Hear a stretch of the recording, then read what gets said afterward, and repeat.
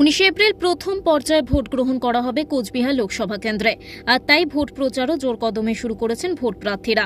এই কেন্দ্র থেকে তৃণমূলের হয়ে প্রতিদ্বন্দ্বিতা করছেন জগদীশ চন্দ্র বর্মা বা সোনিয়া এবং কংগ্রেসের হয়ে লড়াই করছেন প্রিয়া রায়চৌধুরী।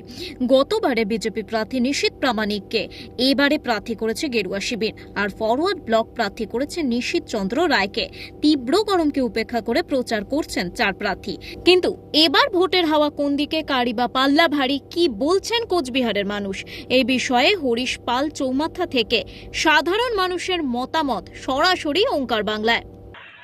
আমি একজন সাধারণ মানুষ হিসেবেই বলতেছি যে হাওয়া তো দুই পাশে খুবই ভালোই লাগে। এদিকে তো তৃণমূল তো আগাগোড়াই আছেই, প্লাস বিজেপির হাওয়াটা একটু কেমন যেন দেখা যাচ্ছে। এখন বলা মুশকিল কি যে হয়, দুই পাশে আল্লাহ ভারী আছে। বিজেপি আসলো আমার টোটতলাইতে লাগে, আর ওই টিএমসি থাকলেও আমার টোটতলাইতে লাগে।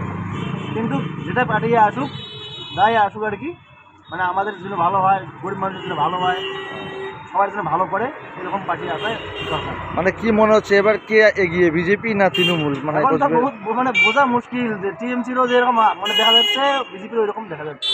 বলতে এই যে দুই পার্টি যেটা আপনি দেখতেছেন যে বিজেপি তৃণমূল, মানে কে এগিয়ে আছে বলে মনে হচ্ছে? এখন তো যা দেখা যাচ্ছে তো এইখানে তো যা মনে হয় যে এখানে হাওয়া বেশি, এই হলো ঘরের মধ্যে কি হাওয়া বেশি। আর গ্রামাঞ্চলে তো যেমন তো আর আমরা হ্যাঁ। পড়িও না বেশি। কোচবিহার থেকে সূর্যজ্যোতি পাল, ওঙ্কার বাংলা।